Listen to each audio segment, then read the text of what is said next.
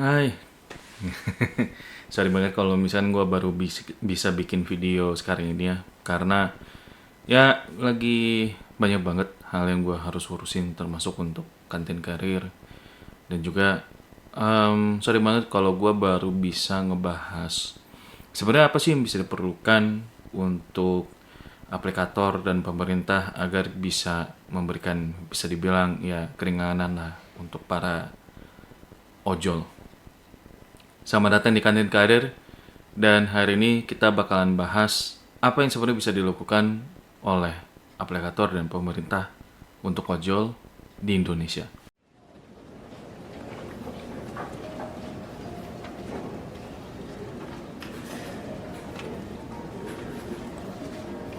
Kemarin gue udah bahas beberapa hal yang sebenarnya sih menurut gue eh, apa yang sebenarnya terjadi di ojol, terutama lebih ke arah bagian kritik.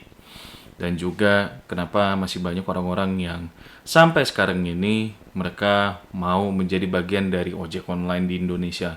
Padahal kita tahu kalau misalkan ojek online sebenarnya bukan pekerjaan yang memberikan kesinambungan atau memberikan sebuah ketenangan gitu ya, kenyamanan. Karena lu digaji bukan berdasarkan bulan, bukan berdasarkan performa dari kantor, tapi ya berdasarkan order. Yang mau nggak mau ya lu harus ambil tuh dari yang harganya mungkin sekitaran 10.000 sampai yang dapatnya ya untung-untung aja bisa dapat 100.000 gitu ya untuk sekali order. Tapi balik lagi, di sini gue nggak ngomong siasat untuk biar kita bisa dapat apa ya, cuan lebih banyak di ojek online, karena semua udah bikin. Yang menurut gue percuma juga kalau misalnya gue bikin kan. Sebenarnya yang pengen gue ngomong di sini adalah apa yang sebenarnya pemerintah dan juga aplikator, khususnya mereka yang memang bergerak di bidang transportasi online ini ya, itu bisa memberikan kemudahan untuk para ojek online yang mereka sebenarnya bahkan menurut gua nggak sadar kalau mereka ini emang benar-benar berjibaku sampai yang ya medannya banyak banget lah kalau lu cerita sama mereka khususnya di Jakarta. Tapi gue pengen ngomong dulu ada beberapa hal yang sebenarnya bisa diapresiasi ya dari pemerintah dan juga para aplikator yang mereka paham kondisi ojek online saat ini di Indonesia. Pertama soal peraturan Menteri Perhubungan ya, yang nomor 12 tahun 2019, di mana dia itu sebenarnya mengatur banyak hal, termasuk soal biaya tarif, kewajiban dan hak yang diberikan oleh pemerintah ya kepada aplikator dan juga ojol, yang menurut gue cukup adil ya. Cuma memang ada beberapa hal yang mesti diperhatikan gitu. Dan juga ternyata gue baru tahu ada keputusan Menteri Perhubungan ya 564 tahun 2022. Sebenarnya ini peraturan yang udah lama ya dicantumin mengenai penyusunan tarif ojek online di Indonesia yang masih begitu-begitu aja, enggak sampai yang fluktuatif banget gitu. Nah, yang ingin gue sampaikan di sini, mereka bagus sebenarnya udah menetapkan standar-standar yang tentunya harus diperhatikan oleh aplikator untuk ojek online di Indonesia. Permasalahannya, gue ngeliat masih banyak yang mereka tuh menghitung si tarif cuma berdasarkan kilometer, bukan waktu, bukan per menit, yang seperti dilakukan oleh Bluebird dan taksi konvensional yang ada di Indonesia. Kenapa gue berani bilang begitu? Gini, kalau gue lihat dari beberapa ya forum, terus juga berita atau media, mereka bilang sebenarnya kalau dari taksi konvensional itu buka pintu aja, mereka tuh udah kena tarif di angka Rp6.500. Ini tuh nggak ada di taksi online atau di ojek online. Ya kalau ojek online, kalau misalkan pintu, ya bingung sih mau kenanya gimana. Biasanya sih mereka langsung ngangkang dikit, kejok di belakang gitu ya, di belakang sopir, udah duduk. Jadi memang sebenarnya untuk tarif buka itu nggak ada. Dan bahkan di taksi online itu sendiri mereka nggak menerapkan tarif buka pintu karena ya dianggapnya itu merugikan pelanggan atau merugikan penumpang. Tarif waktu ini mengkompensasi kemacetan yang ada di Indonesia. Meskipun sebenarnya kalau dihitung ya nggak gitu banyak sih. Gue ambil contoh begini. Lu tahu kondisi Es Parman yang ada di Grogol itu super padat kalau jam pulang. Jadi nggak usah jam pulang aja gitu ya. Jam makan siang aja itu udah rame banget. Apalagi kalau misalkan jam pulang. Jadi lu bayangin yang lu harus lewat di Jalan Es Parman Grogol itu berapa jam lu harus lewatin kalau misalkan lu pulang nih dari arah Senayan ke arah Tanjung Duren. Ya kalau dihitung-hitung bisa sekitaran 1,5 sampai 2 jam. Yang dimana sebenarnya kalau lu naik transportasi biasa dengan kemacetan yang enggak parah-parah amat gitu ya. Atau bisa dibilang yang lowong banget. Ya 20-30 menit sebenarnya itu udah sampai. Bahkan gue bisa berani bilang lu 15 menit dengan kecepatan sekitaran 50 km per jam lu udah sampai di rumah. Tapi hal seperti ini kayak nggak diperhitungkan deh sama aplikator. Kenapa? Karena gue melihat aplikator itu satu mereka tentunya ingin membuang cost atau membuang biaya yang unnecessary. Padahal sebenarnya untuk waktu itu atau perhitungan waktu itu sangat dibutuhkan ya dalam transportasi online dan transportasi umum. Lalu yang kedua juga gue ngeliat ya mereka kayaknya nggak mau ini ya, nggak mau effort dikit untuk ngebuat sebuah sistem di mana itu sebenarnya cuma berdasarkan dari GPS setiap pengemudi atau setiap sopir yang kalau misalkan nih anggapannya ya kecepatannya di bawah 10 km per jam itu dia bakal hitung berapa menit atau berapa rupiah yang bakalan ditambah terus menerus. Anggap misalkan nih gue ngomong ya, ambil lagi contoh kayak di Es Parman Grogol. Itu kecepatannya sekitaran ya 5-7 km per jam kalau macetnya itu parah banget. Nah, lu bayangin dengan macet itu dan estimasi waktu sekitaran 30 menit ya. Harusnya itu bisa ditempuh dengan jarak cuma ya 5 menit udah sampai gitu ya. Berarti kan ada penambahan waktu 25 menit yang nantinya dikali dengan argo waktu. Nah, perhitungannya gimana kalau argo waktu? Kalau taksi konvensional biasanya mereka menghitung argo waktunya itu dari argo kilometer. Nah, misalkan nih 1 kilometer itu harganya 4.000 misalkan ya. Gua nggak tahu kalau misalkan taksi konvensional berapa harganya. Tapi anggap misalkan 1 argo kilometer itu sekitaran 4.000. Dari argo kilometer itu, lu bagi dengan 10 yang kalau kita hitung ya kira-kira sekitaran Rp400 per menit. Karena kalau di taksi konvensional kayak Bluebird itu biasanya mereka pakainya per menit, bukan per detik. Jadi anggapannya kalau misalnya kita pakai rumusan 400 dikali dengan 25 menit, itu bisa dapet ya sekitaran 10.000, ya kan? Jadi menurut gue itu masih make sense kalau kita mau terapin hal seperti itu. Memang sebenarnya masih banyak faktor lain yang bisa mempengaruhi argo waktu.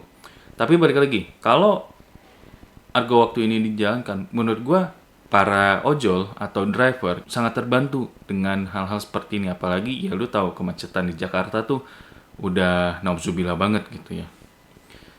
Terus yang kedua kita ngomongin soal keringanan.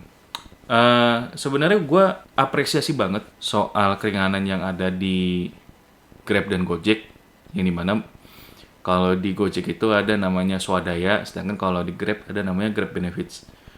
Dua-duanya sama-sama oke, sama-sama bisa di redeem, kalau orang bilang ya di redeem kodenya. Tapi gue mengharapkan sebenarnya ada yang lebih impactful ketimbang cuma kayak kasih voucher atau kasih promo yang kalau lu lihat itu promonya ya comot dari beberapa promo yang ada. Gue ambil contoh misalkan kayak dokter mobil yang dia ngasih promo gitu ya untuk cuci AC itu sekitaran 99.000. Sebenarnya itu juga udah lama juga di program sama mereka. Apalagi biasanya kalau mereka mau buka cabang baru atau memang ada season tertentu yang biasanya orang-orang ini pada cuci AC mobil gitu ya. Menurut gua sebenarnya itu ada yang jauh lebih optimal gitu ketimbang cuma kayak ngecomot promo dari perusahaan lain gitu atau dari mitra lain gitu. Nah, menurut gue yang sebenarnya lebih impactful itu BPJS. BPJS itu sebenarnya sangat penting. Kenapa? Karena menurut gue kalau aplikator ini istilahnya yang mau ngebantu gitu ya, BPJS dibayar oleh aplikator menurut gue tuh sangat terbantu dan udah nggak perlu daftar-daftar ke BPJS untuk bayar iuran gitu. Ya sebenarnya bisa sih kalau misalkan iurannya itu pakai auto debit. Cuma kalau menurut gua dengan harga 75.000 atau setara dengan kelas 2 terus lu bayar gitu ya dengan rekening lu sendiri, ya itu berasa banget. Makanya kalau menurut gua kalau mau benar-benar ngebantu nih orang-orang yang ada di ojek online, sebenarnya bukan cuma soal promo ya. Ya promo kita harus apresiasi juga. Atau program swadaya atau Grab Benefits yang udah dicanangkan oleh dua perusahaan transportasi online ini. Tapi yang menurut gue lebih berasa sebenarnya adalah BPJS. Bahkan nih kalau misalkan nih ada orang yang mau naik ke kelas 1 sekitar 150.000 ya. Koreksi kalau misalnya gue salah. Itu dia bisa dapat keringanan dengan cuma bayar 50%. Nah, sisanya dari mana? Bisa jadi aplikator mau membayarnya lagi atau aplikator mengajukan keringanan ke pemerintah. Karena balik lagi, ini kan yang tadi gue bilang ya 75.000 itu kerasa banget loh untuk ojol karena itu dianggapnya sebagai satu order dengan jarak ya sekitar 15-20 kilo. Dan itu benar-benar bisa dibilang konsidernya ya itu termasuk banyak juga untuk dikeluarin gitu ya. Lu mau ngambil BPJS. Nah, selain BPJS, kita juga bicara asuransi jiwa yang menurut gua sangat-sangat dibutuhkan gitu ya. Memang ada sih yang memberikan program asuransi jiwa gitu ya. Cuma kebanyakan kalau yang gua lihat untuk transportasi online ini enggak diberikan keringanan untuk asuransi jiwa ini. Jadi menurut gue ya sangat disayangkan. Jadi kalau buat gue pribadi ya aplikator pemerintah itu mengajak asosiasi asuransi di Indonesia untuk memberikan kemudahan ya mendapatkan asuransi jiwa. Karena gini, kita nggak usah ngomongin soal asuransi mobilnya, tapi kita ngomongin dulu asuransi jiwa. Lu kan yang bergerak nih, lu kan yang membiayai semua kebutuhan rumah tangga, bener gak? Masa iya kalau diri lu tuh nggak diproteksi sama sekali gitu kan? Padahal lu tuh udah berjibaku di jalan dan bahkan ya amit-amit banget kalau misalnya kena tabrak gitu ya. Itu tuh udah sampai meregang nyawa loh. Makanya menurut gue hati-hati banget kalau misalkan hal itu kejadian. Jadi sangat disarankan para asosiasi asuransi Indonesia mau membantu pemerintah dan aplikator dalam memberikan kemudahan asuransi jiwa ke para ojek online yang ada di Indonesia. Terus yang kedua terakhir nih, itu perlunya ada pembekalan. Sebenarnya kalau masalah pembekalan cukup banyak ya yang memberikan tutorial soal lalu lintas di jalan.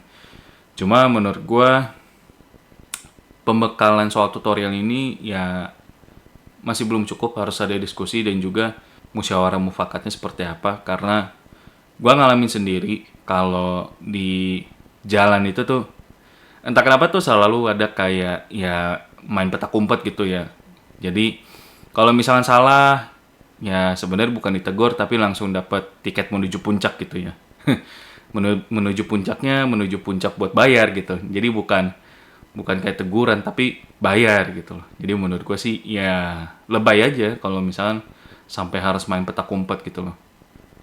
Nah ini kalau menurut gue ya harusnya sih ada pembekalan lagi soal lalu lintas. Daerah mana yang boleh dilintas, daerah mana yang nggak boleh dilintas. Selain kita ngomongin cuma ganjil genap dan ya peraturan-peraturan soal apa ya ngedapetin SIM gitu ya. Jadi menurut gue ya ini harus sangat dipahami gitu, termasuk pembacaan peta. Iya, jadi pembacaan peta atau bahkan pemetaan lokasi menurut gue itu sangat penting. Kenapa? Karena kalau misalkan nih amit-amit lagi macet atau apa gitu, kita cuma ngandalin Google ya atau ngandalin Waze. Tapi ternyata ngandalin Google khususnya untuk Maps atau Waze itu GPS-nya sering error atau lagi nggak ada kuota gitu ya. Ya kita juga bingung kan. Apalagi kalau misalnya kita mintanya dari penumpang. Karena nggak semua penumpang itu bisa ngerti. Makanya kalau menurut gue sih perlu adanya sosialisasi atau bahkan ya musyawarah mufakat lokasi mana yang sebenarnya bisa diakses dan lokasi mana yang tentunya ya itu dilarang untuk dimasuki gitu ya. Termasuk juga penumpang biar mereka juga tahu jalan-jalan yang macet seperti apa, terus juga apakah ada protokoler atau ada acara yang ternyata sangat membatasi jalan gitu ya, sangat membatasi perjalanan. Jadi jangan cuma ngeluh soal masalah, ih kok nggak bisa pakai AC sih, atau ih kok ini lama banget ya gitu. Ya salah lu sendiri kenapa lu pakai Argo Cere gitu kan. Terus yang terakhir, ya ini menurut gue sangat krusial. Meskipun ini dibilangnya terakhir ya. Gue sih melihat sekarang tuh shelter udah makin banyak, which is bagus. Dan para pemerintah dan juga aplikator paham kalau misalkan shelter itu sangat diperlukan. Sayangnya, ada beberapa yang udah nggak dipakai, bahkan ya bisa dibilang shelternya dibongkar.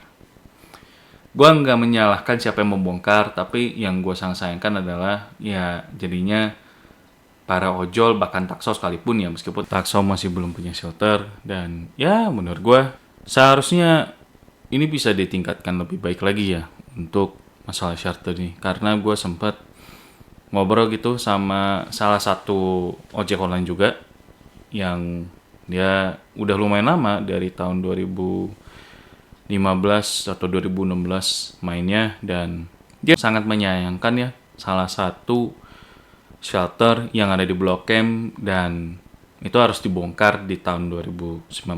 Gue lupa apakah itu di tahun 2019 atau pada saat masa-masa COVID. Karena shelter itu sebenarnya udah ya nggak ada lagi kalau misalnya lu mau tempatin gitu ya. Ini hal yang sangat krusial karena gue ngelihat banyak banget para ojek online yang kalau gue sih bilangnya ngemper atau bisa dibilang istirahat gitu ya di trotoar. Ya, dan itu bukan setengah trotoar lagi, itu udah sampai full badan trotoar yang menurut gue sangat disayangkan gitu. Gue paham kalau kita sama-sama tahu ojek online sampai saat ini statusnya masih bersifat ilegal. Ilegal kalau kita lihat dari peraturan perhubungan gitu ya. Cuma balik lagi, ini merupakan salah satu alternatif transportasi yang bisa dinikmati oleh semua orang. Kenapa? Karena ya ini sifatnya personal dan harganya masih bisa kompetitif gitu ya. Kalau kita lihat dibandingin dengan angkot atau dengan taksi konvensional sekalipun gitu ya. Ya orang lebih milihnya naiknya taksi online atau naiknya ojek online. Karena lebih personal, masih ada personal space-nya. Dan mereka juga enggak begitu tertekan dengan berbagai hal gitu ya. Dalam artian, lo kalau angkot, lo naik, oke memang nggak ada namanya tarif buka pintu gitu. Karena itu udah langsung dibukain pintunya gitu. Jadi, lo nggak usah ngomong tarif buka pintu lah gitu. Tapi, ketika lo masuk, lo tuh harus hadapan dengan ya kanan kiri orang yang dimana saling berdempetan.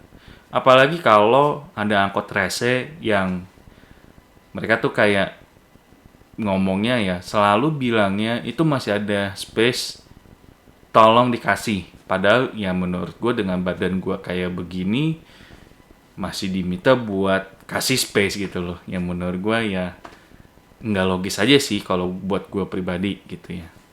Cuma kalau lu naiknya ojol, naiknya taksol, lu dikasih space yang benar-benar bebas dan ya lu mau joget-joget di situ juga nggak masalah gitu ya. Tapi menurut gue ini alternatif yang memang pastinya sangat diutamakan oleh orang-orang kita gitu ya. Jadi menurut gue sebenarnya sangat diperlukan kalau shelter itu mesti ada gitu ya di setiap lokasi. Ya contohnya kayak misalkan di Alam Sutra gitu ya. Alam Sutra itu ada 2 shelter yang lu bisa pakai. Terus juga beberapa yang ada di, gue lupa, di Dharma Wangsa atau di Senopati gitu, yang lu bisa pakai gitu shelternya, dan itu bener-bener ngebantu para ojek online gitu, karena mereka nggak perlu hujan-hujanan, mereka juga masih bisa santai. Bahkan kalau misalkan di situ ada yang nyediain kopi gitu ya, yang mereka tinggal ambil aja. Bahkan kalau misalkan diminta beli, mereka juga nggak masalah kalau misalkan disuruh beli gitu. Cuma ya ini mesti ada shelter atau mesti ada tempat khusus yang mereka masih bisa, ya istilahnya sih rebahan dikit lah, karena mereka tiap hari duduk dengan pantat yang kondisinya ya gitu-gitu aja, dan dapatnya juga nggak seberapa ya kalau lu dengar cerita-cerita dari para ojek online gitu. Ini aja sih yang sebenarnya gue bisa kasih ke aplikator pemerintah dan juga beberapa stakeholder terkaitnya. Dan gue yakin pasti ada beberapa yang mikirnya kenapa nggak dijadiin karyawan tetap aja gitu. Itu gue udah yakin Grab, Gojek, Shopee, InDrive, terus juga Maxim yang katanya menjadi penyelamat para ojek online dan taksi online, itu mereka sangat keberatan. Kenapa? Karena gini, yang mereka setuju itu pasti PKWT. Dan lo tahu sendiri kalau PKWT itu di Indonesia bisa dibilang ya cukup ngejelimet. Kenapa ngejelimet? Gini, di Indonesia sendiri PKWT itu sebenarnya udah setara dengan outsourcing. Lu pada nggak nyadar kan kalau misalkan kalau status lu PKWT ya sebenarnya lu karyawan kontrak atau lu karyawan outsourcing gitu. Nah, kenapa dibilang karyawan outsourcing? Satu, lu tuh nggak perlu sampai dibayar banget tuh pesangonnya berapa. Makanya ide-ide seperti PKWT itu sangat merugikan untuk karyawan gitu. Kalau misalkan ojek online mau dijadiin sebagai pekerjaan karyawan tetap atau sekelas dengan karyawan tetap, menurut gua itu udah pasti ditolak. Kedua, lu menjadikan diri lu sebagai karyawan, gua takutnya satu aja sih. Lu udah tahu kan gimana situasi perkaryawanan di Indonesia atau situasi kepegawaian di Indonesia itu lagi buruk-buruknya gitu ya. Karena sekarang tuh ya semua dikoreksi habis-habisan.